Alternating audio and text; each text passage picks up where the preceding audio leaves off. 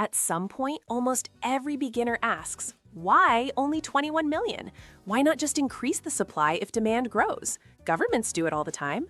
The simple answer is that Bitcoin was designed to be money that cannot be inflated or manipulated. The maximum supply is 21 million, forever. And this isn't just a promise, it's a rule enforced by code, mathematics, and consensus across the entire network. No central bank or government can override it. Traditional money runs on the authority of rulers who can change the game. Bitcoin runs on fixed rules that everyone follows. And that supply rule matters.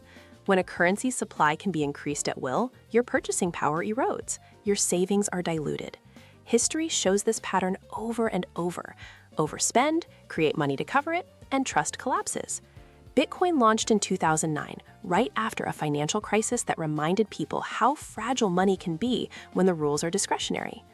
New Bitcoin are created through mining, but the reward for mining gets cut in half roughly every 4 years in an event called the halving.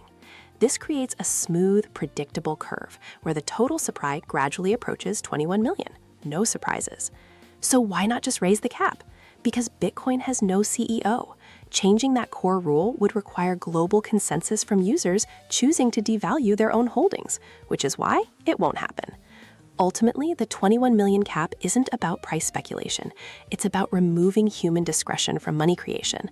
Gold is scarce, but more can always be found. Bitcoin's final supply is known.